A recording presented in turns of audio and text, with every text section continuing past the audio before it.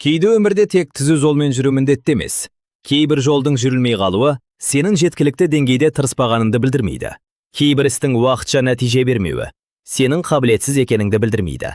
Мағыз есейген адам кедергіге тап болғанда тоқтап, жағдайға қарап, басқа бағытты немесе басқа тәсілді таңдай біледі. Бір қабырғаға қайта-қайта соғыла бермейді.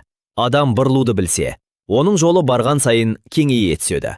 Табандылық керек кезде өз таңдауынан тайма.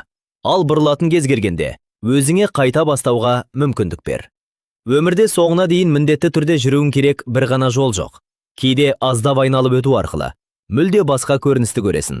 Басқа бағытқа бұрылсаң, жаңа мүмкіндіктерге жолығасың. Кейбір нәрсеге деген шектен тыс байланыстан арылсаң, өміріңге жеңілдей түседі.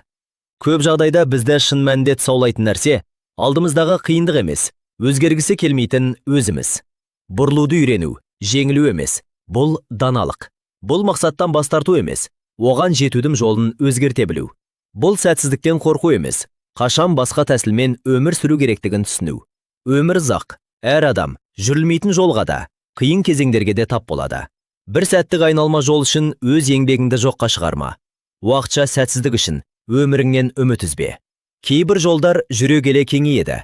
Кейбір нәрселерді уақыт өте келе түсінесің. Ал кейбір таңдауларыңа біраз уақыт өткен соң қайта қарағанда, сол кездегі бұрылыстың өзіңе жақсырақ жол қалдырғанын түсінесің. Сондықтан шаршасаң, сәл баяула. Қателессең, қайта таңда. Бағытың дұрыс болмаса, дер кезінде өзгерт. Өмірдегі ең маңызды нәрсе үнемі бір жолмен жүру емес. Қай жерде жүрсең де, бағытыңды қайта таңдауға батылыңның болуы. Өзгеруге бейім болу дейрен. Кей нәрсені жіберу дейрен. Бұрылуды да, қайта бастауды да үйрен. Бір ғана жолға байланып қалмайтын болсаң, өмірде жолдың біреу ғана емес екенін түсінесің.